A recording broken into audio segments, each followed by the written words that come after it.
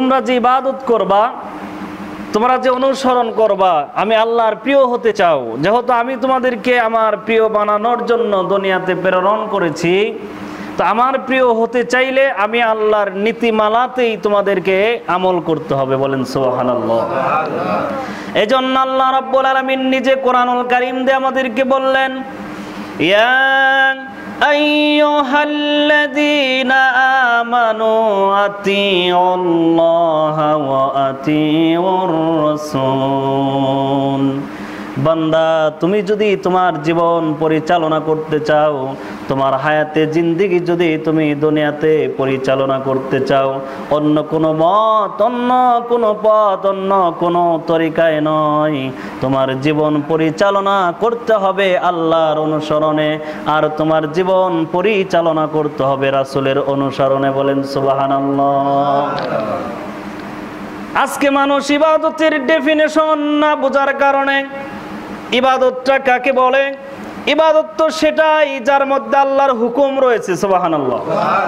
আল্লাহর হুকুম নাই কিন্তু কাজটা অনেক সুন্দর, অনেক ভালো আমার কাছে মনে হতে পারে, একটা জনগোষ্ঠীর কাছে মনে হতে পারে, একটা বড় সংখ্যাগরিষ্ঠ জাতির কাছে ভালো মনে হতে পারে, কিন্তু যদি সেটা আল্লাহ পাকের এবং রাসূলের অনুমোদন না থাকে, ওই ইবাদত আমাদের কখনো কোনোদিন দুনিয়া আর আখিরাতে কোনোদিন কাজে আসবে না। সুবহানাল্লাহি বিহামদিহি।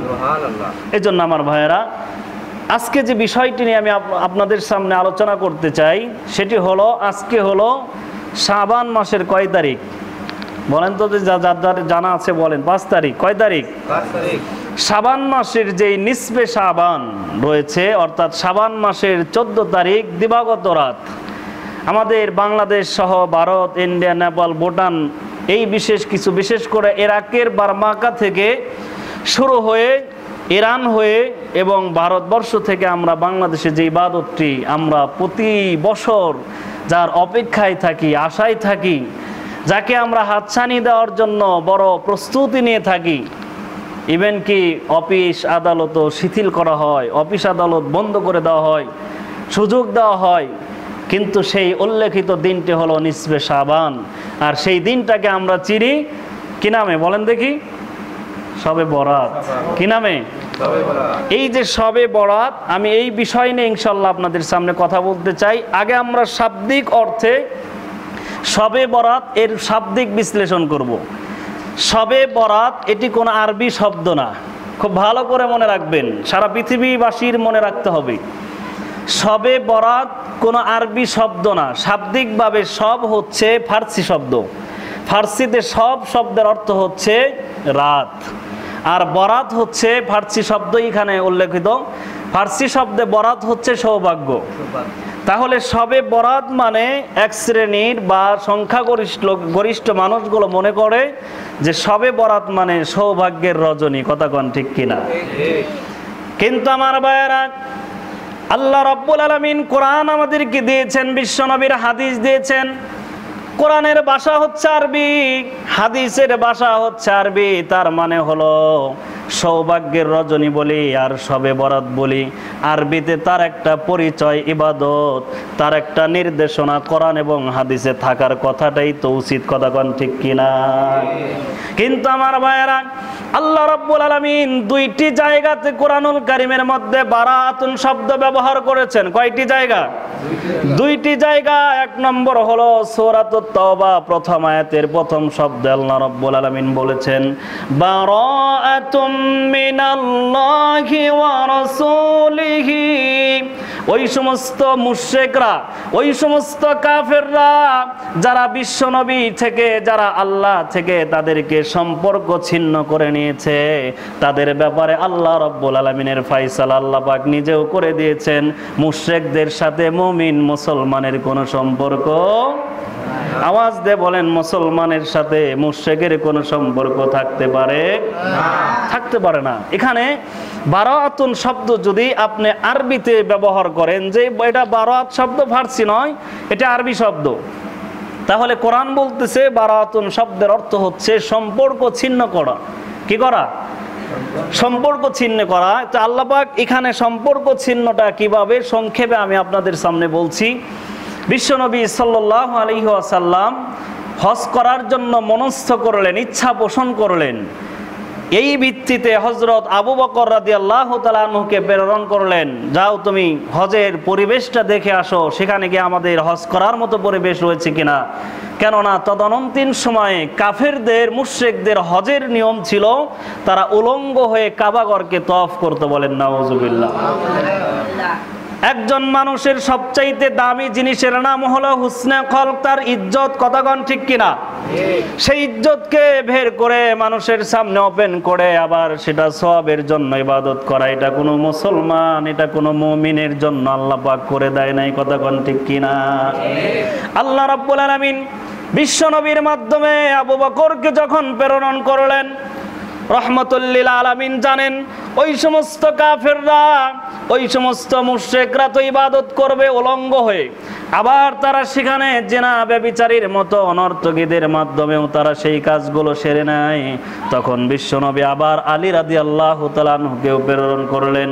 যখন আলীও দেখলেন, আবু বকরও দেখলেন সেখানকার পরিস্থিতি একই রয়েছে, তার মানে আগেও তারা উলঙ্গ হয়ে তওয়াফ করত। বিশ্বনবী মুহাম্মদ সাল্লাল্লাহু আলাইহি ওয়াসাল্লাম হজ করতে আসবেন, তখনও পরিবেশটা সেই উলঙ্গ ছিল। এজন্য আল্লাহ পাক কোরআন নাজিল করে, কোরআনের আয়াত দিয়ে আল্লাহ পাক স্পষ্ট বর্ণনা করে দিলেন, বারাআতুম মিনাল্লাহি ওয়া রাসূলিহি। ওই সমস্ত কাফেরদেরকে, ওই সমস্ত কাফের মুশরিকেরা আল্লাহ এবং তার রাসূল থেকে বিচ্ছিন্ন হয়ে গেছে। বলেন সুবহানাল্লাহ। তাহলে বারাআতুন শব্দের আরবি যদি হয় তাহলে তার অর্থ কি? বিচ্ছিন্ন হওয়া। এখন সব মানে রাত, আরবিতে যদি আপনি মনে করেন যে আমি এটাকে বিশ্লেষণ করতে চাই যে হুজুর তাহলে সবে বরাত না বলে আমরা লাইলাতুল বরাত বলতে চাই। লাইলাতুন মানে রাত, বারাত মানে ভাগ্য, কিন্তু আসলে বারাত শব্দের অর্থ ভাগ্য নয়। আরবিতে বারাত শব্দের অর্থ হচ্ছে সম্পর্ক ছিন্ন করা।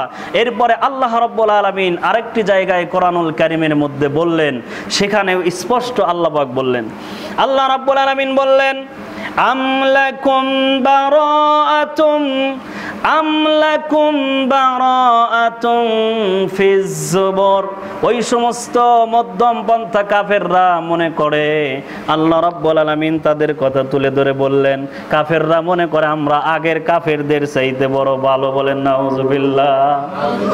মক্কার কাফের, এক শ্রেণীর কাফেররা উলঙ্গ হয়ে তাওয়াফ করত, এত বড় বড় অপরাধ করত। এরপরে তারা মনে করত কি আমরা পূর্ব যে কাফের ছিল, মুহাম্মাদের ধর্ম অনুযায়ী যারা মুশরিক ছিল, তাদের চাইতে আমরা ভালো আছি, আমরা তাদের চাইতে অনেক ভালো আছি। তার মানে এখানে বারাআতুন শব্দের অর্থ হলো ওই সমস্ত কাফেরদের চাইতে আমাদের মুক্তির রাস্তাটা সহজ। বলেন নাউজুবিল্লাহ।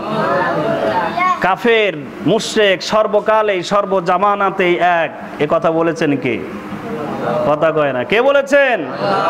আল্লাহ রাব্বুল আলামিন নিজে কোরআনুল কারীমের মধ্যে বললেন, আপনি পাবেন কোরআনুল কারীম সূরা তাওবা আয়াত নাম্বার হলো 24। আল্লাহ পাক বললেন, ইন্নামাল মুশরিকুনা নাজসুন।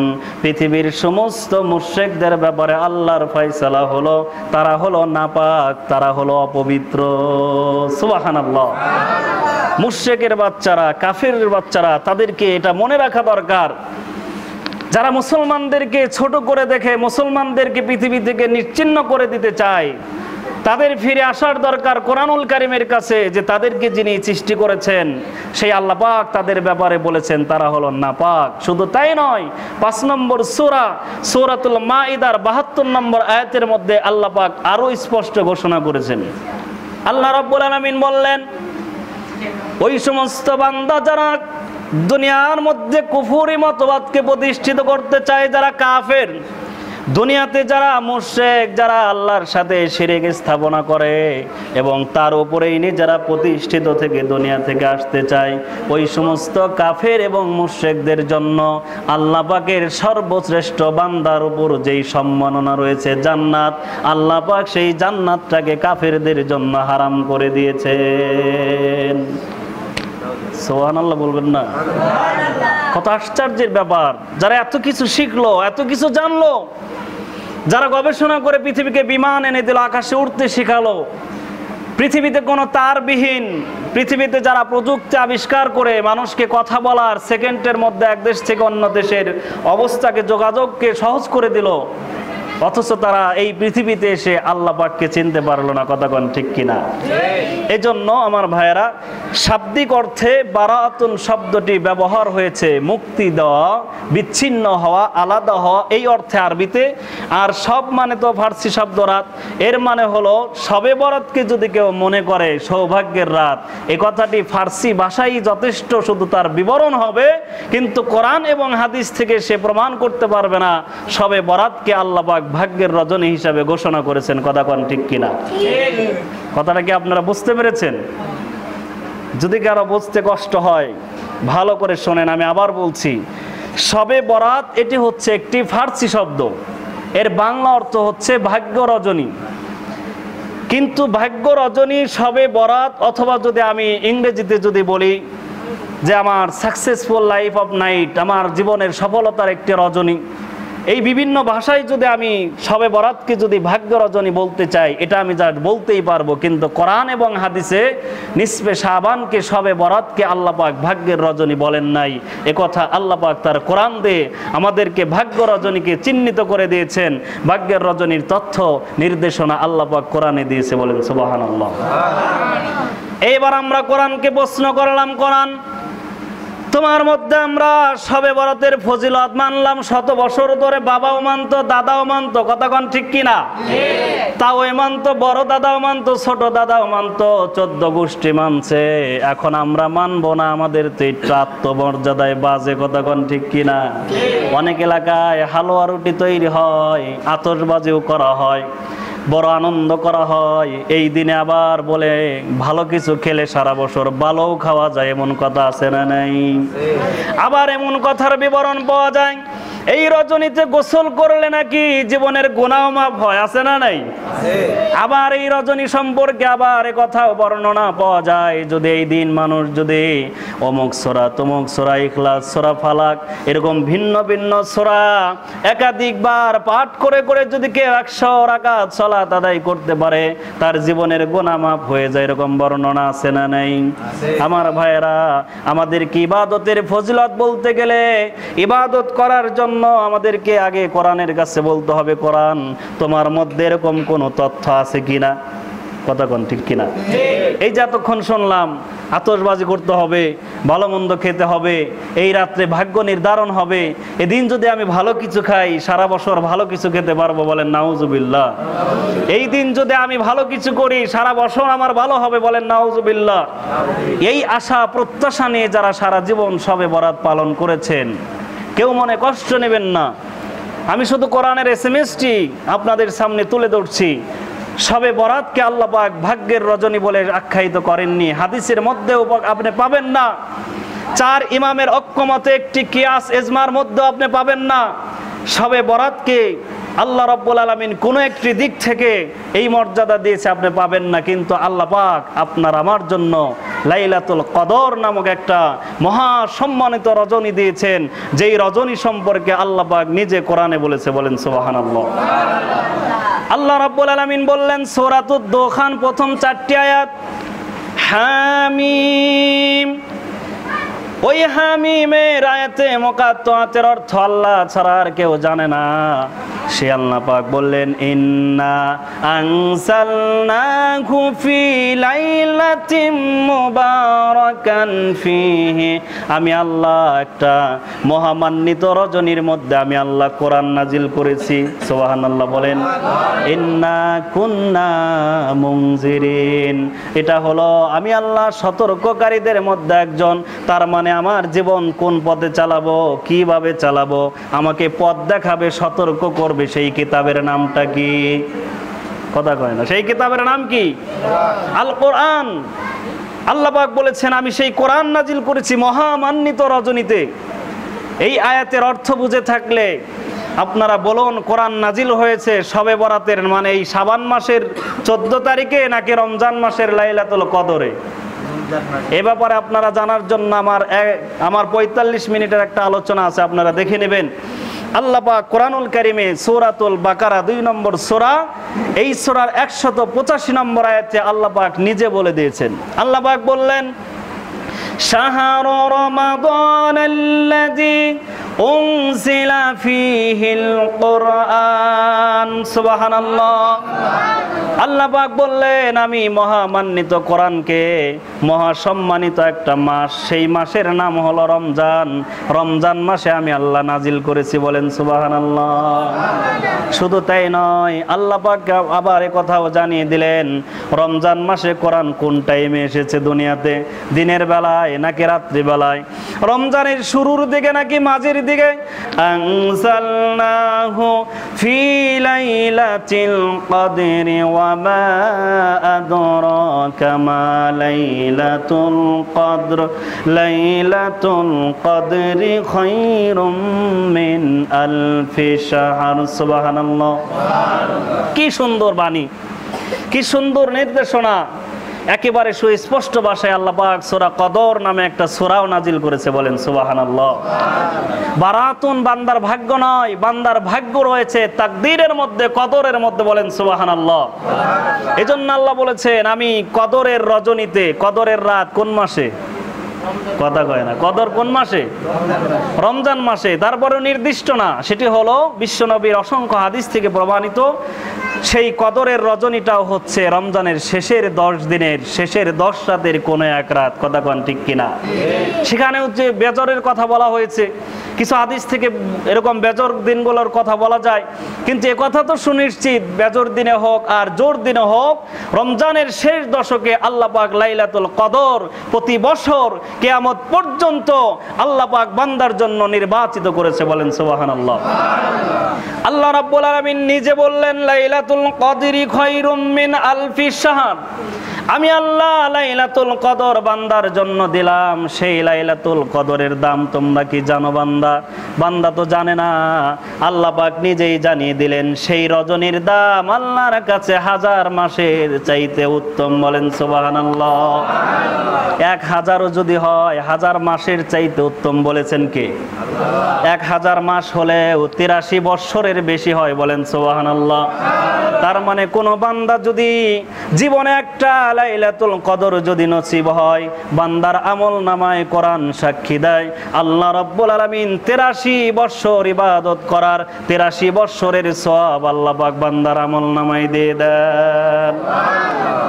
সেই রজনী হলো লাইলাতুল কদর, লাইলাতুল বরাত নয়। আমরা যেই বরাতের রজনী, ভাগ্যের রজনী বলে আজকে কত আনন্দ উল্লাসের সাথে আমরা সেই দিনের অপেক্ষায় আছি, তাই না? কিন্তু সেই দিনটি ভাগ্যের রজনী আল্লাহ বলেন নাই। আমরা ইমানের স্বীকৃতি দিয়েছি, ইমানের কালিমা পড়েছি, ইমানে মুজমাল। এই কালিমার মধ্যে যেই 7টি বাক্য রয়েছে, তন্মধ্যে আমরা আল্লাহ পাকের উপর ঈমান এনেছি। তার মধ্যে একটি বিষয় হলো অল কদরি খায়রিহি ওয়া শাররিহি, বলেন সুবহানাল্লাহ। আমাদের ভাগ্যের ভালো, আমাদের ভাগ্যের খারাপ, আমার জীবনের সফলতা, আমার জীবনের বিফলতা, আমার জীবনের অর্জন, আমার জীবনের ছুটে যাওয়া বর্জন, এই সব কিছু যার পক্ষ থেকে ফয়সালা করেন, যিনি করেন তিনি কে? আল্লাহ। এজন্য আমার ভাইয়েরা, স্পষ্ট বিবরণ, সবে বরাত বান্দার ভাগ্য রজনী নয়, বান্দার ভাগ্য রজনী হলো লাইলাতুল কদর। আল্লাহ পাক আমাদেরকে বোঝার তৌফিক দান করুক, সকলেই বলে আমিন। এইবার আসুন, আপনি আগামীকাল একটা হাদিসের বিশ্লেষণ পাবেন। কেউ বা আপনাকে হাদিস বলবে সবে বরাতের রজনীতে আল্লাহ পাক প্রথম আসমানে চলে আসেন। আল্লাহ পাক থাকেন কোথায়? কথা কয় না, থাকেন কোথায়? আরশের মধ্যে। আরশটা হলো 7ম আসমানের মধ্যে। 7ম আসমান ভেদ করে আল্লাহ পাক একটা বিশেষ জায়গা আল্লাহ পাক নিজে কোরআনে বলেছেন। আল্লাহ রাব্বুল আলামিন কোরআনুল কারীমের মধ্যে আমাদেরকে জানিয়ে দিয়েছেন, হুয়াল্লাযী খালাকাস সামাওয়াতি ওয়াল আরদা ফি সিত্তাতি আইয়াম সুম্মা ইসতাওয়া আলাল আরশ। সুবহানাল্লাহ। আল্লাহ পাক বললেন, সারা পৃথিবীর যা কিছু আছে বান্দা, ও আমার বান্দি শুনে রাখো, পৃথিবীর সব আমি 6 দিনে বানিয়েছি, আর 7ম দিনে আমি আল্লাহ আরশ মহল্লার মধ্যে নিজের জায়গা করে নিয়েছি। এজন্য আল্লাহ পাক থাকেন আরশ মহল্লায় 7ম আসমানে। এক শ্রেণীর মানুষ এক শ্রেণীর আলেম, তাদেরকে আমি অত্যন্ত বিনয়ের সাথে কোরআন এবং হাদিসের দাওয়াত দিয়ে আপনি অধ্যয়ন করেছেন, আপনি আরও করেন।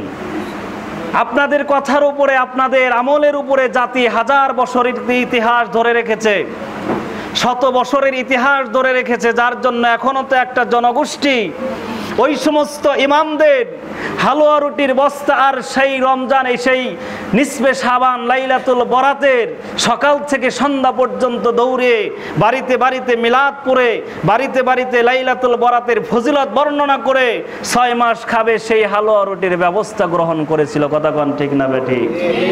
এখন তারা তো আলেমদেরকেই ফলো করে। আগের মানুষগুলো তো আলেমদেরকেই ফলো করতো। তদানীন্তন সময়ে যারা আলেম ছিল তারাই তো এগুলো বলতো বা তারাই এগুলো করতো, মানুষ তাদেরকে দেখে দেখেই তো করেছে। কথা তো মিথ্যা নয়। কথা কোন ঠিক না বেঠিক?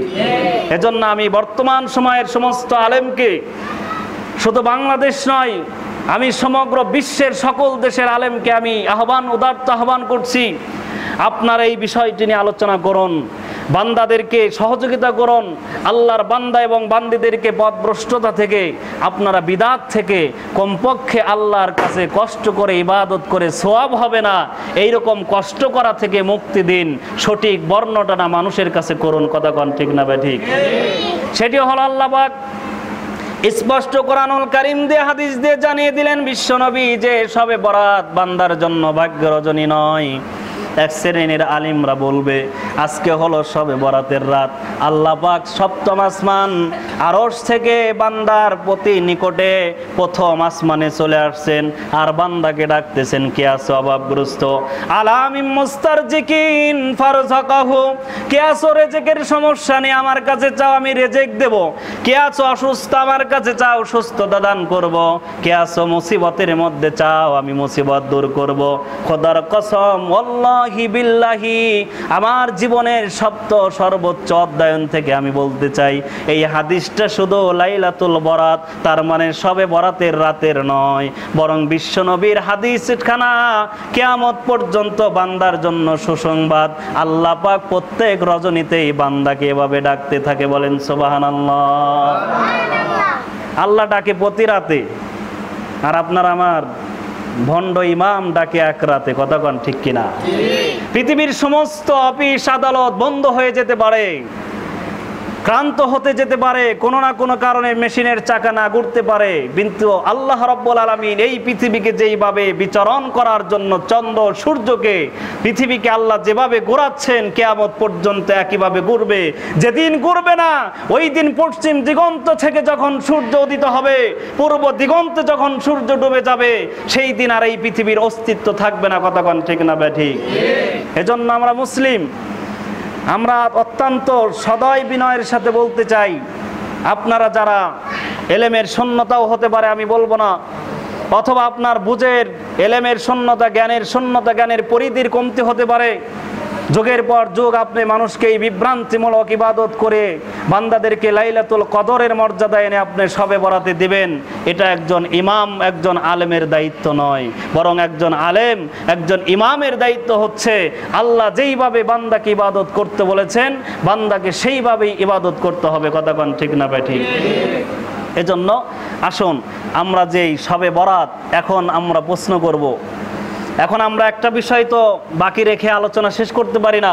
একটি বিষয় আমাদের জেনে রাখতে হবে, নিসবে শাবান সম্পর্কে আরও 2টি হাদিসের ভিত্তিতে এই দেশের আলেম সমাজ যারা এই শবে বরাতের প্রতি এত আসক্ত, যারা সারা জীবন হালুয়া রুটি না খাক, সারা বছর না খাক, এই দিন যারা হালুয়া রুটিকে ফরজ আর ওয়াজিব সুন্নত মনে করে খায়, ওই সমস্ত হুজুর, ওই সমস্ত আলেম, ওই সমস্ত ইমাম, ওই সমস্ত সাধারণ আওয়ামুন্নাস সকলকে আমি বলে দিতে চাই, আপনারা যেই হাদিসের ভিত্তিতে ওই রজনীতে ইবাদত করতে চান সেই হাদিসটা আমি আপনাদের সামনে পেশ করছি। বিশ্বনবী সাল্লাল্লাহু আলাইহি ওয়াসাল্লামের অত্যন্ত আদরের স্ত্রী, অত্যন্ত মেধাবী, অত্যন্ত মেধাশক্তির অধিকারিণী যে ছিলেন, সেই স্ত্রীর নাম হলো আয়েশা সিদ্দিকা রাদিয়াল্লাহু তাআলা আনহা। বলেন সুবহানাল্লাহ।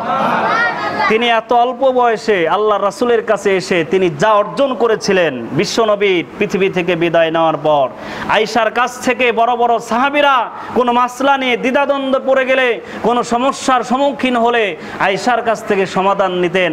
আয়েশা একজন মহিলা হওয়ার পরেও আল্লাহ তাকে এত মেধা সেজদা দিয়েছিলেন, বলেন সুবহানাল্লাহ। সেই আয়েশার হাদিস শুনে যান, সেই আয়েশা রাদিয়াল্লাহু তাআলা আনহার হাদিস শুনে যান।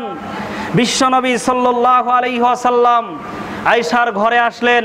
সেদিন স্ত্রীদের ধারাবাহিকতায় আয়েশার বন্টনে পড়ে গেলেন রাসূল আসলেন। আয়েশা রাদিয়াল্লাহু তাআলা আনহা ঘুমিয়ে পড়লেন, ক্লান্ত ঘুমিয়ে পড়েছেন। বিশ্বনবী উঠলেন, জান্নাতুল বাকি কবরস্থানে গেলেন, সেখানে গিয়ে কবর জিয়ারত করলেন। আবার এক হাদিসের দ্বিতীয় অংশে বলা হয়েছে বিশ্বনবী সাল্লাল্লাহু আলাইহি ওয়াসাল্লাম লম্বা নামাজের সিজদায় গেলেন। আয়েশা রাদিয়াল্লাহু তাআলা আনহা পায়ের মধ্যে এরকম ভাবে একটু আওয়াজ দিলেন, পায়ের মধ্যে একটু সাউন্ড করলেন, টাচ করলেন যে রাসূল কি ইন্তেকাল করলেন কিনা, এত লম্বা সেজদা দিয়েছেন, বলেন সুবহানাল্লাহ। আয়েশা রাদিয়াল্লাহু তাআলা আনহাকে বিশ্বনবী বললেন, তুমি আমার গায়ে স্পর্শ করেছিলা? তুমি কি জানো সেই সময় আমি সিজদার মধ্যে এত আনন্দ, এত মজা আমি আল্লাহর পক্ষ থেকে অনুভব করতে শুরু করেছিলাম। আল্লাহ পাক আমাকে সিজদার মধ্যে এত মর্যাদা দিয়েছিলেন, এত মহব্বত দিয়েছিলেন, এই পৃথিবীর কথা হয়তো আমি মুহাম্মদ ভুলে গিয়েছিলাম, বলেন সুবহানাল্লাহ। এখন বুঝে থাকলে বলুন, এই হাদিস দিয়ে এই হাদিসের জবাব আমি দিচ্ছি আপনাদেরকে। বিশ্বনবীর চাইতে বড় আলেম, বিশ্বনবীর চাইতে বড় ইমাম, বিশ্বনবীর চাইতে আদর্শ স্বামী, বিশ্বনবীর চাইতে আদর্শ বাবা, বিশ্বনবীর চাইতে আদর্শ বন্ধু পৃথিবীতে অন্য কোনো মানব ছিল? কথা কয় না, ছিল? কিয়ামত পর্যন্ত আসতে পারবে? কেউ যদি এই বিশ্বাস করে কেউ আসার সম্ভাবনা আছে, তার ঈমান থাকবে? সেই নবীজি যেই ইবাদত করতেন, তিনি নিজে রাত্র জাগরণ করতেন, স্ত্রীদেরকে জাগাতেন, কিন্তু যদি সেই নিসবে শাবান অর্থাৎ এই যে ভাগ্যের রাত বলে আমরা এরকম গলাবাজি করছি, সেই রাতের যদি এত ফজিলত হতো, আমার মনে হয় এবং হাদিস এটাই প্রমাণ করে, বিশ্বনবী কমপক্ষে অন্য কাউকে না বললে আয়েশাকে তো অন্তত জাগিয়ে দিতেন, আয়েশা ওঠো, আজকে বরকতের রাত, আমল করো, আজকের রাত্রে আমল করলে সারা জীবনের গুনাহ মাফ, আজকে গোসল করো, গোসল করলে জীবনের সব সগীরা গুনাহ মাফ। কথা কোন ঠিক কিনা? এ কথা আল্লাহর রাসূল আয়েশাকে আগে বলতেন, কিন্তু এখানেই তো আয়েশার বর্ণনা থেকে পাওয়া যায় বিশ্বনবী একা ইবাদত করেছেন, জান্নাতুল বাকিতে গিয়েছেন, লম্বা সেজদা দিয়ে নামাজ পড়েছেন। এটা তার ব্যক্তিগত আল্লাহর সাথে সম্পর্কের একটি মাধ্যম, কিন্তু এটি তো আল্লাহর বান্দার এরকমভাবে পারিবারিকভাবে জনগোষ্ঠীকে মিলে, সারা মহল্লার মানুষকে মিলে অফিস আদালত কলকারখানা বন্ধ করে সবে বরাত পালন করার রাত্রি ছিল না। কথা কোন ঠিক না বেঠিক? এজন্য আমার ভাইয়েরা, আমাদেরকে এখান থেকে বের হয়ে আসতে হবে। আমরা নিসবে শাবানে এই ধরনের আমলে জড়িত হব না। বিশ্বনবীর একটি হাদিস শুনে যান, মিশকাতুল মাসাবি হাদিস নম্বর 140। আল্লাহর নবী বলেছেন, আন আয়েশা রাদিয়াল্লাহু তাআলা আনহা ক্বালাত ক্বালা রাসূলুল্লাহ সাল্লাল্লাহু আলাইহি ওয়াসাল্লাম। আয়েশা রাদিয়াল্লাহু তাআলা আনহা বলেন, আমার কোন উম্মত, আমার কোন এরকম আল্লাহর কোন গোলাম, আমার কোন সহপাঠী, এক কথায় কেউ যদি এমন কোন আমল করলো যেই আমলটা আমি নবীর সুন্নতে নাই, যেই আমলটা আমি রাসূলের তরিকার মধ্যে নাই, সেই আমল যদি কেউ করে সেটা প্রত্যাগত, সেটাকে ছুঁড়ে ফেলো। সেই আমল করে কখনো সওয়াবের আশা করো না, সেই আমল করে কখনো সওয়াবের আশা করা যাবে? যদি কেউ সওয়াবের আশায় ওই ধরনের আমল করে, এর নামই হলো বিদাত, এর নামই হলো বিদাত। বিদাত মানে শুধু নতুন কিছু নয়, নতুন কিছু মানেই যদি বিদাত হতো, নতুন সৃষ্টি মানেই তো বিদাত যদি হতো, তাহলে এই যে কাঠের তৈরি মেম্বারটাও তো বিদাত। কথা কোন ঠিক কিনা? তখন তো এই মেম্বারটা ছিল না। বিদাত যদি নতুন কিছু হয়, তাহলে আমি তো রাসূলের জামানায় জন্ম নেইনি, তাহলে আমার জন্মটাই তো বিদাত হবে নাকি বলেন? বিদাতের ডেফিনেশন জেনে যান।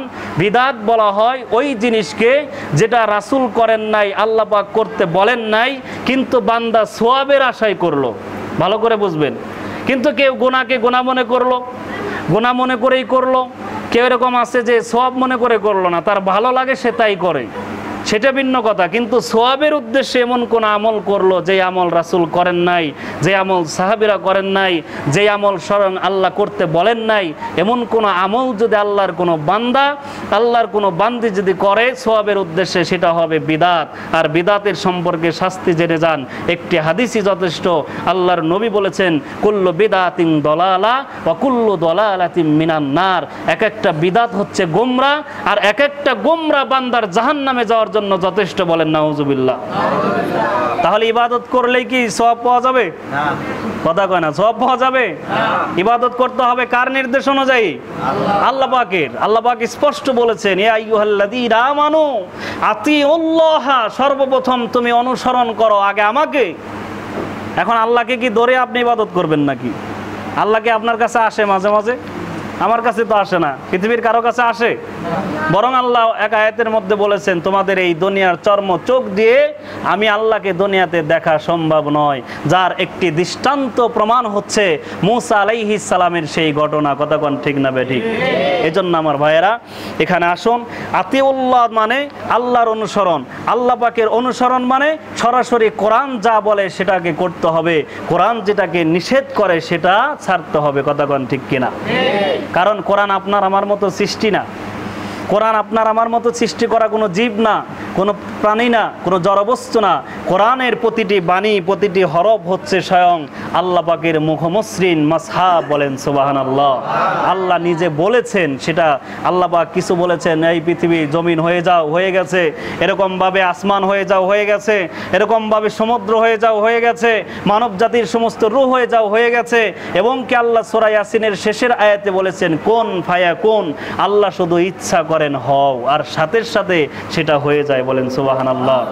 কিন্তু কোরআনকে আল্লাহ বলেন নাই হও, কোরআনকে আল্লাহ বলেন নাই হও, বরং কোরআনকে আল্লাহ পাক এমনভাবে পৃথিবীতে পাঠিয়েছেন যে যখন যা প্রয়োজন, যখন যেটা বান্দার সমস্যার সম্মুখীন হবে সেই সমস্যার সমাধান দিয়ে আল্লাহ পাক কোরআনকে সুদীর্ঘ 23টি বছর পর্যন্ত বিশ্ব নবীর মাধ্যমে দুনিয়াতে নাজিল করেছে। বলেন সুবহানাল্লাহ। এজন্য ইবাদত করতে হবে কার নির্দেশে? অথবা রাসূলের নির্দেশে। কথা কোন ঠিক কিনা? তাই বলে আবার মনে করবেন না যে রাসূল মনে হয় আল্লাহর বাহিরে কিছু আমাদেরকে বলছেন। আপনারা জানেন গত কয়েকদিন আগে একজন ভণ্ড মসজিদের মেম্বারে বসে যার মুখের যার নাম উচ্চারণ করতে ঘৃণা হচ্ছে, এখন এই সমস্ত নকশাবন্দি আর বস্তাবন্দিদের জন্য বাংলার সাধারণ মানুষ ইমানের পথ খুঁজে পাচ্ছে না। কথা কোন ঠিক কিনা? মানুষগুলো আজকে দায়ী করছে ওই সমস্ত আলেমদেরকে। হক কথা বলার পরে, শোনার পরে তারা বলে বেড়ায় অমুক হুজুর বলে এই কথা, আর এক হুজুর বলে এই কথা। হুজুরদের এই দলাদলি বক্তব্যের কারণে সাধারণ ইমানওয়ালা, সাধারণ আমল করার মতো যাদের মন রয়েছে, এই সমস্ত আল্লাহর বান্দা বান্দিরা আজকে বড় দিশেহারা। কথা কোন ঠিক কিনা? আমি ওই বন্ড তাহিরির কথাই বলছি। এই শয়তানটা কিছুদিন আগে এক ভণ্ড লালন ফকির, বাংলাদেশের সবচাইতে মুসলমানের গোড়া দুশ্মন, এরপর আরেকজনের নাম আমি বলে দিচ্ছি, রশিদ সরকার। এই ভণ্ডটার জানাজা যেদিন হয়েছিল, আমি সাভার লেখাপড়া করতাম, সেদিন গিয়েছিলাম। বাজনা বাজাতে বাজাতে তার কবর দেওয়া হয়েছে। কোনো বাপের ছেলের জানা থাকলে আমার সাথে প্রমাণ করতে পারেন মেম্বারে বসে আমি মিথ্যা বলেছি কিনা। আমার এই বক্তব্য সারা বিশ্বে পৌঁছাবে। আমি বিশ্বের কাছে আমি এই কথাটা রাখতে চাই, এই সমস্ত ভণ্ডদের, ইসলামের অভিমুখী যারা নয়, ইসলামের শত্রুদের কোনো কথার উপরে আমরা ভিত্তি করে কোনো ধরনের ইবাদত করতেও পারি না, কোনো ইবাদত ছাড়তেও পারি না। কথা কোন ঠিক কিনা? এই তাহিরি কি বলেছে? আল্লাহর দন রাসূলকে দিয়ে, রাসূল গেলেন গায়েব হয়ে, রাসূলের দন খাজাকে দিয়ে, খাজা গেলেন আজমিরে, আরো কি কি জানি। বলেন নাউজুবিল্লাহ। কোরআন কার দন? কথা কয় না। ধন মানে বলছে সম্পদ। কোরআন কার সম্পদ? কোরআন কি শুধু আল্লাহ রাসূলকে দিচ্ছেন? কথা কয় না। রাসূলকে দিয়েছেন? কোরআন দিয়েছেন সমগ্র মানব জাতির জন্য। বলেন সুবহানাল্লাহ। এ কোরআন হিন্দুর জন্য, এ কোরআন খ্রিস্টানের জন্য, এ কোরআন নাসারার জন্য, ইহুদির জন্য, সমগ্র পৃথিবীর মানুষের জন্য। এই কোরআনের কাছে এসে হিন্দু মুসলিম হবে। কথা কয় না ঠিক কিনা? এই কোরআনের কাছে এসে খ্রিস্টানরা বিশ্বনবীর উপর ঈমান এনে মুসলিম হবে। এই কোরআনের কথা শুনে ইহুদিরা মুসলমান হবে। এই কোরআনের কথা শুনে সমগ্র বিশ্ববাসী শান্তির জন্য একদিন হাহাকার করবে। আর সেই দিন ইমাম মাহদী আলাইহিস সালাম এই বিশ্বের হাজার হাজার শত কোটি মানুষের মধ্যে মাত্র 40 জন বাহিনী নিয়ে, এই বিশ্বের শান্তির পতাকা নিয়ে সেই দিন ইমাম মাহদীর সৈনিকেরা সেই রোম পারস্যে গিয়ে দখল করবে, জেরুজালেম দখল করবে। আজকে যেই সমস্ত বাইবুডা ট্রাইঅ্যাঙ্গেল শয়তানের আস্তানা করকে নিয়ে যারা গবেষণা করতেছে, সেই সমস্ত ইহুদিরা বলতেছে 2070 সনে পৃথিবীর শ্রেষ্ঠ ধর্ম হবে ইসলাম। বলেন সুবহানাল্লাহ। আমি কোনো গরকটে পল্টি মৌলবী না। আমি শুধুমাত্র আপনাদের সামনে বলতে চাই, আমি কোনো সল্লাল্লাহ পরা 20 টাকা 50 টাকার হাদিয়ার হুজুর না। আমি আজকে বড় গলায় বলতে চাই, যেই সমস্ত তাহিরি আর নকশবন্দি বক্সবন্দিরা আজকে আমাদেরকে বিভ্রান্তি করতে চায়, এত বড় নাফরমানি কথা, এত বড় বেঈমানি কথা যে আল্লাহর দন রাসূলকে দিয়ে, রাসূলের দন খাজারে দিয়ে, খাজা গেল আজমিরে, এই সমস্ত আলেমের কথা আমরা গ্রহণ করতে পারি না। কথা কয় না, গ্রহণ করতে পারি না। আমরা গ্রহণ করব সেই সমস্ত আলেমদের কথা যেই সমস্ত আলেমরা হাজারো বার কারা নির্যাতিত হওয়ার পরেও, হাজারো বার তাদেরকে বাধা বিপত্তির মায়াজালে বেড়াজালে আটকানোর পরেও যাদের কণ্ঠকে স্তব্ধ করা যায় না, বরং তারা যেখানেই যাচ্ছে আজকে তাদের সেখানেই গণজোয়ার হচ্ছে। কথা কন ঠিক কিনা? গত 4 দিন আগে নোয়াখালীতে বাংলার গর্ব, এশিয়া মহাদেশের শ্রেষ্ঠ শাইখুল হাদিস আমার উস্তাদ আল্লামা আজিজুল হক রহমতুল্লাহ আলাইহি, এই বাংলার সন্তান, তার সুযোগ্য সন্তান মামুনুল হককে বাংলাদেশে বহু জায়গায় নিষিদ্ধ করা হচ্ছে। কথা কন ঠিক কিনা? বাজারে, ছাদে, এরকম টয়লেটের ছাদে পর্যন্ত আজকের যুবকরা তাকে দেখার জন্য, তার বয়ান শোনার জন্য পাগল। বলেন সুবহানাল্লাহ। এটি এমনিতে হয় না, এটি হয়েছে আল্লামা শাইখুল হাদিস ইবনে শাইখুল হাদিস হওয়ার কারণে হাজার হাজার হাদিসের হাফেজ তারা। বলেন সুবহানাল্লাহ। কয়টা হাদিস জানি আমি কয়টা হাদিস বলতে পারবো আপনাদেরকে? আপনারা কয়টা হাদিস জানেন? আমাকে কয়টা হাদিস শোনাতে পারবেন? যাদের হাজার হাজার হাদিস, শত শত হাদিসের সনদ সহ মুখস্থ, সেই সমস্ত আলেমদের কথা আমি বলছি। 1 নম্বরে আমি বলছি সেই মক্কার ইমাম আব্দুল্লাহ ইবনে বাস, যিনি ছিলেন গ্র্যান্ড মুফতি সৌদি আরবের, তিনি বলেছেন পৃথিবীর কোন অংশে যদি তোমরা এরকম দেখতে পারো যে শবে বরাতকে লাইলাতুল কদর মনে করা হচ্ছে, ওই জনগোষ্ঠীর মুখের মধ্যে তোমরা কাদা ছুঁড়ে তাদের মুখটা বন্ধ করে দাও। বলেন সুবহানাল্লাহ। কেমন ধমকি মাসআলা দিয়েছেন আল্লামা সাইদি সাহেব। তিনি বলেছেন আমি হাজার বার অন্বেষণ করেছি, আমি রিসার্চ করেছি, গবেষণা করেছি, আমি সাইদি একটি মাত্র হাদিসের সূত্র পাইনি যেই সূত্রতে পাওয়া যায় লাইলাতুল কদর হলো এই শবে বরাত, একটি হাদিসও পাইনি। বলেন সুবহানাল্লাহ। এরপরে আমি আরেকজন আলেমের কথা বলছি, আল্লামা নুরুল ইসলাম অলিপুরি সাহেব দামাত বরকাতুহুম আলিয়া, যার প্রতিটি কথাই যেন মুক্তার ধানা ফোটে। তিনি বলেছেন বাংলার শ্রেষ্ঠ আলেমদের মধ্যে যদি নাম লিস্ট করা হয় তার নাম আসবে। তিনি বলেছেন আমার জীবনের সর্বোচ্চ এলেম থেকে আমি যতটুকু শিক্ষা গ্রহণ করেছি, একটি হাদিসের সূত্র পেলাম না যেই হাদিস থেকে আমরা আমল করব যে শবে বরাতের রাতটা হলো ভাগ্যের রাত। সুবহানাল্লাহ বলবেন না? অথচ আমার মন তো টেরা মুন্সি, খেয়ে খেয়ে পেটটাকে বানাইছে এরকম ভাবে মসজিদের দান বাক্স। কথা বলতে গেলে মুখ দিয়ে বের হয় না, কণ্ঠ অর্ধেক আসে অর্ধেক আসে না, আছে না নাই? মোয়ানাকা করতে গেলে বুক ঠেকে না পেট ঠেকে, এরকম আছে না নাই? এই সমস্ত পেটক বস্তাবন্দিগুলো বাংলার মানুষের ইমানকে ধ্বংস করার জন্য, জানি না কোন ইহুদি নাসারাদের চাল এদের উপরে রয়েছে কিনা, জানি না শয়তানের সেই সম্পদের প্রাচীরের আত্মহমিকা আছে কিনা, কোন দৃষ্টিকোণ থেকে তারা মানুষকে গোমরা করছে আমি জানি না। তবে আমি আপনাদেরকে আহ্বান করতে চাই, এই সমস্ত শয়তান পরিত্যাগ করুন, এই সমস্ত আলেম নামক জাহেলদেরকে পরিত্যাগ করুন, যদি ঈমান নিয়ে কবরে যেতে চান ইনশাআল্লাহ। আল্লাহ পাক আমাদেরকে বোঝার তৌফিক দান করুক, সকলেই বলে আমিন। এইবার আমি সহজ সরল ভাবে নিসফে শাবানের ফজিলত কি রয়েছে আমি আপনাদের সামনে বেশ 3টি হাদিস তুলে ধরছি। 1 নম্বর হাদিস, আয়েশা রাদিয়াল্লাহু তাআলা আনহা বলেছেন যে এই রমজানের আগে সূচনা লগ্নের একটি মাসের মধ্যে অন্যতম হলো শাবান মাস। বলেন সুবহানাল্লাহ। এই শবে বরাত প্রচলিত ভাষায় বলছি আমি, ভালো করে বুঝে যান। এই প্রচলিত ভাষার শবে বরাতের যে চাঁদ উঠেছে আজকে কয় তারিখ? 5 তারিখ। কয় তারিখ? এই চাঁদ পুরোটা একেবারে রমজানের আগের দিন পর্যন্ত, রমজানের চাঁদ পর্যন্ত এই মাসের ফজিলতের মধ্যে শ্রেষ্ঠ একটি ফজিলত হলো বিশ্বনবী সাল্লাল্লাহু আলাইহি ওয়াসাল্লাম নিজেও এই মাসে বেশি বেশি নফল রোজা রাখতেন। বলেন আলহামদুলিল্লাহ। এবং আয়েশা রাদিয়াল্লাহু তাআলা আনহা বলেন যে আমাদের যে রমজানের ছুটে যাওয়া রোজা, এখানে ছোট বড় আমরা অনেকেই আছি, মহিলাদের যেই সমস্যা রোগজনিত কারণে অথবা হায়েজ অথবা নিফাস অবস্থায় যেই রোজাগুলো কাজা হয়ে যায়, বিশ্বনবীর স্ত্রী আয়েশা বলেন আমরা সারা বছর যদি কাজা নাও করতে পারতাম, অন্তত শাবান মাসে অবশ্যই আমরা এই রোজার কাজা আদায় করতাম। বলেন সুবহানাল্লাহ। তাহলে রোজা রাখেন। বিশ্বনবীর সুন্নত রয়েছে সপ্তাহে 2টা রোজা। কত?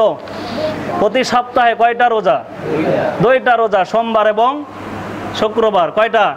2টা রোজা রাখেন। জীবনে রাখছেন? আপনি এত হাদিস মানেন, আপনার আলোচনা আমার আলোচনা আপনার এত ভালো লাগে না, আসেন আপনি কয়দিন রাখছেন, কোন সপ্তাহে রেখেছেন সারা বৎসরে? বিশ্বনবী বলেছেন আইয়ামে 20, তোমরা মাসে 3টি রোজা রাখো, এটা আলাদা সপ্তাহের বাহিরে। মাসে কয়টা রোজা?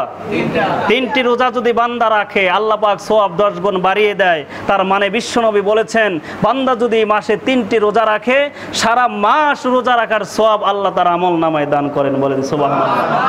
সেই 3 দিন হলো চাঁদের 12, 13, 14। আর এক হাদিসে আছে 13, 14, 15। আপনি যদি ফজিলতি চান আপনি 12, 13, 14 তারিখে রোজা রাখেন, আপনি 14, 15 রাখেন। আপনি রোজা রাখলে তো নিসফে শাবানও হলো, একদিক থেকে রাসূলের আইয়ামে 20 সুন্নতি রোজাটাও তো আদায় হলো। কথা কোন ঠিক কিনা? বান্দার খবর নাই, বেখবর, এগুলো খবর নাই। আরেকটি হাদিসের ফজিলত থেকে পাওয়া যায় বিশ্বনবী বলেছেন তোমরা এই মাসে একটু রোজার অভ্যাস করো, কেননা তোমাদের জন্য আসছে সেই বোনাসের মাস, তোমাদের জন্য আগত সেই তোমাদের সারপ্রাইজ, আল্লাহর পক্ষ থেকে বিশেষ উপহার, বিশেষ এক বড় সমুদ্র সৈকতের মতো তার চেয়ে বড় উপঢৌকন্যে তোমাদের কাছে আসতেছে যেই ফজিলতের মাস, সেই মাসের নাম হলো রমজান, বলেন সুবহানাল্লাহ। সারা বছর একটা রোজাও রাখলেন না, নফলও নাই, কাজাও নাই, মান্নত নাই, কোনো রোজাই নাই, রমজান তো রমজান রোজা রাখে, এরকম মুসলমান আছে না নাই? কথা কয় না, আছে না নাই? এখন এই যে সারা বছর রোজা রাখলেন না, এখন হঠাৎ করে রমজান মাস আসছে আপনি রোজা রাখবেন, লম্বা দিন, বড় দিন, কষ্ট হবে না? কথা কয় না, কষ্ট হবে না? আপনি 11টি মাস একভাবে খেয়েছেন, একভাবে চলেছেন, এখন হঠাৎ করে যদি আপনি একটা আলাদাভাবে চলতে চান এটা আপনার শরীরের উপর ক্ষতি হবে, ঠিক কিনা? এজন্য দেখেন কি সুন্দর নবীজির হিকমত ছিল, কেমন ডক্টর ছিল, কেমন কবিরাজ ছিল, কেমন বিজ্ঞানী ছিলেন, কেমন সায়েন্টিস্ট ছিলেন। বিশ্বনবী বলেছে তোমরা শাবানে রমজানের আগে রোজা রাখো, তোমার শরীরটাকে অভ্যাস করো, তোমার যেন সেই মাহে রমজান তোমার রহমত, নাজাত আর বরকত, তোমার মুক্তির মাস, সেই রমজান যেন তোমার একটি রোজাও ছুটে না যায়। এখন থেকে তুমি অভ্যাস শুরু করে দাও, ইন্টার্নিং শুরু করে দাও, সারা রমজান যেন তুমি রোজা রেখে আল্লাহ পাকের কাছে নিষ্পাপ হতে পারো, বলেন সুবহানাল্লাহ। আজকে আমি 3টি হাদিসের কথা আমি আপনাদেরকে সুসংবাদ দিচ্ছি। 3টা আমল পৃথিবীতে যদি কারো কবুল হয়, 3টা আমল যদি পৃথিবী থেকে কেউ একবার যদি কবুল করাতে পারেন, বিশ্বনবী বলেছেন তার জন্য বিনা হিসাবে জান্নাত, বলেন সুবহানাল্লাহ। 3টা আমল যে ব্যক্তি করবে, 3টা আমল যার নসিব হবে, আল্লাহর নবী বলেছেন দুনিয়াতে সে সবচাইতে দামি নিয়ামত পেল, তার জীবনের সমস্ত গুনাহগুলো মাফ হয়ে গেল, বলেন সুবহানাল্লাহ। 1 নম্বর হলো যে রমজান মাসের রোজা রাখবে, সারা রমজান রোজা রাখবে, এবং রোজা রাখার পরে সে যখন ঈদুল ফিতরা আদায় করে ঈদুল ফিতর থেকে বাড়ি আসবে, কোনো ফাসেকি কুফরি করবে না। আল্লাহর নবী বললেন তার জীবনের গুনাহ কেমন মাপ, তার জীবনের গুনাহ কেমন মাপ। একজন মায়ের সন্তান যেমন কেবল হয়েছে, ভূমিষ্ঠ হয়েছে, তার তেমন কোনো পাপ নেই, কোনো পাপ তাকে স্পর্শ করতে পারে নাই, আল্লাহর এই বান্দাও ওই রকম নিষ্পাপ হয়ে যায়, বলেন সুবহানাল্লাহ। আপনি করেন, আপনাকে স্যালুট জানাই, সহযোগিতা করব, একটা খেজুর খোরমা দিয়ে হলেও, কথা কন ঠিক কিনা? এজন্য তো ইফতারির ফজিলত আছে, সাহারির ফজিলত আছে, সবে কদরের ফজিলত আছে, ইতিকাফের ফজিলত আছে, ফিতরা দেওয়ার ফজিলত আছে। বান্দার একটা ওমরাকে আল্লাহ পাক বড় হজের মতো সওয়াব দিয়ে বাড়িয়ে দেয়, বলেন সুবহানাল্লাহ। কি আবেগময়, কি সুন্দর। 7-8 জন সাহাবী থেকে আমি এই হাদিসের সূত্র পেয়েছি, বলেন সুবহানাল্লাহ। লাইলাতুল কদর, দ্বিতীয় কোনটা? লাইলাতুল কদর যদি কোনো বান্দার নসিব হয়, এটাও রমজান মাসে, বলেন আলহামদুলিল্লাহ। লাইলাতুল কদর যদি কোনো বান্দার নসিব হয়, সে যদি এই 10 দিনের মধ্যে যদি সে খুঁজে বের করে নিতে পারে, আল্লাহর কাছে 10 রজনী যদি ইবাদত করে, তাহলে তো অলমোস্ট সে পেয়ে গেল। তাহলে এই বান্দার জীবনের সমস্ত গুনাহ মাফ, বলেন সুবহানাল্লাহ। কিসের আপনি রজব খোঁজেন? রজব মাসে মেরাজ ঘটেছে, মেরাজের আলোচনা তো আপনারা শুনেছেন, কোরআন থেকে আমি বলেছি। আজকে শাবানের ফজিলত খোঁজেন, কিন্তু দুঃখজনক হলো সেই তাকওয়া তাকদীরের দিন, ভাগ্য রজনীর দিনটাকে আমরা 27 তারিখে নিয়ে ফেলেছি, কথা কন ঠিক কিনা? এটা নিয়ে সামনে আলোচনা হবে ইনশাল্লাহ। আর তৃতীয় আরেকটি আমল ভালো করে জেনে নেন। তৃতীয় আরেকটি আমল হলো যে বান্দার জীবনের সমস্ত গুনাহ মাফ করে দেয়, সেটি হলো একজন কাফের, একজন মুশরিক, একজন মুনাফিক, অর্থাৎ এক কথায় বলা চলে যে ভুল পথে ছিল, যার ঈমান একেবারেই ছিল না, এরকম ঈমানহীন একজন ব্যক্তি যদি পবিত্র অর্জন করে, সে যদি কালিমা পাঠ করে মুসলমান হয়ে যায়, আর এই কথার উপরে সে যদি স্বীকৃতি দেয় আমি আর গুনাহ করব না, আমি কোনো কুফরি করব না, শিরকি করব না, আল্লাহর এই বান্দার পিছনের জীবনের গুনাহ আল্লাহ সব মাফ করে দেয়। বলেন সুবহানাল্লাহ। এগুলো করেন। এগুলো যদি একজন কাফেরের যদি জীবনের সব গুনাহ মাফ হয়, আমার গুনাহ মাফ হবে না? কথা কয় না, মাফ হবে না? একজন কাট্টা নিরেট কাফের মুশরিকের গুনাহ যদি কালেমার কারণে মাফ হয়, আমি মুসলমান, আমি অন্যায় করেছি, আবার তওবা করেছি, আমার মাফ হবে না? একজন সাহাবীর কথা বলে আমি শেষ করে দিচ্ছি। আল্লাহর নবীর কাছে এক নতুন সাহাবী আসলেন, এসে বলতেছে, ইয়া রাসূলুল্লাহ, মাআল ইসলাম ওয়াল ইহসান, আমাকে আপনি ইসলাম শিক্ষা দেবেন? আমি ইসলাম শিখতে চাই, ইসলামের উপর চলতে চাই। আল্লাহর নবী বললেন, হ্যাঁ, তুমি তো ইসলাম শিখবা। ইসলাম হচ্ছে তুমি ঈমান আনো।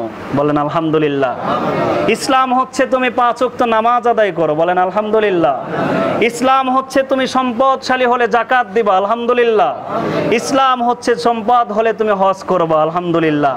ইসলাম হচ্ছে তুমি রমজান পেলে 1 মাসের রোজা রাখবা। বলেন সুবহানাল্লাহ। কয়টা আমল? 5টি আমল। ওই সাহাবী এমন একটি কথা রাসূলকে বললেন, যেই কথাটি স্বর্ণের অক্ষর দিয়ে লিখে রাখার মতো দামি কথা। আল্লাহর নবী বলেছেন, ওই সাহাবী কসম করে বলল, আল্লাহি বিল্লাহি লা আজিদু ওয়ালা আকসারু ওয়া আকিলু, আমি এই যে ইবাদতগুলো শুনলাম, আমি যতদিন বেঁচে থাকবো এর থেকে একটি ইবাদত ছাড়বও না, আবার এর মধ্যে আমি নিজের থেকে পণ্ডিতি করে কোনো ইবাদত বাড়াবও না। বলেন সুবহানাল্লাহ।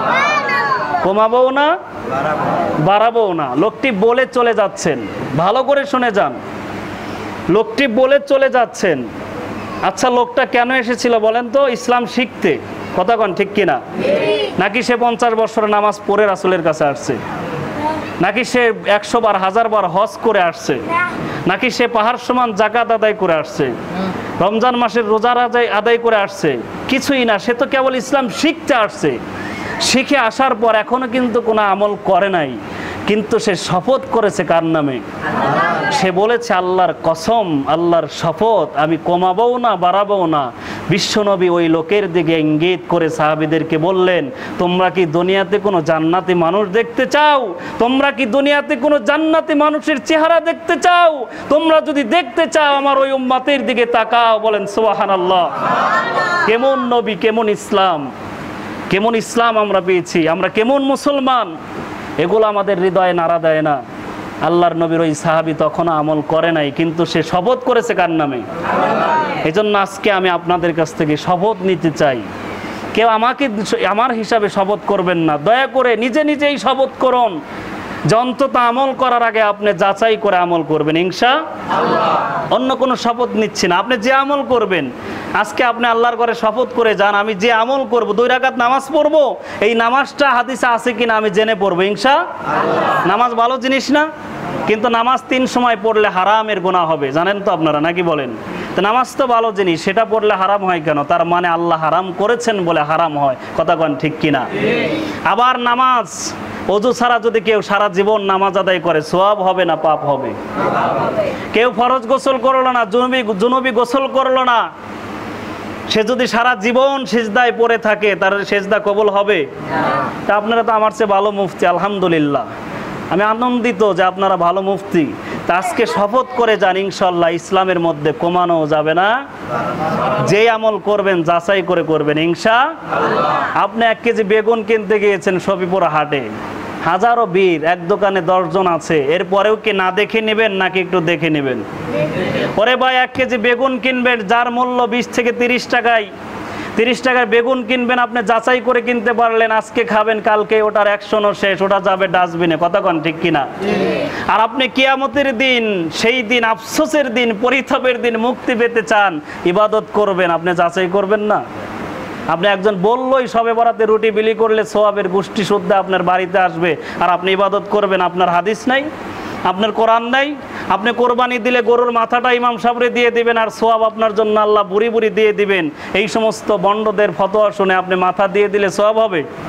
আরে ভাই, মাথা দেওয়া দূরের কথা, যদি আপনি গোস্ত বানিয়ে দিচ্ছে যে বিচারা, ও তো হুজুর তো শুধু কল্লাটা কেটে দিচ্ছে, যে বিচারা সারা দিন কষ্ট করে আপনার কোরবানির গরুটা বানিয়ে দিয়েছে, ওকেও যদি এই পারিশ্রমিক হিসাবে 1 কেজি গোশ ওখান থেকে দেন, আপনার কোরবানি কবুল হবে না। সুবহানাল্লাহ বলবেন না? আপনি তাকে পারিশ্রমিক দিবেন, আলাদা দিবেন।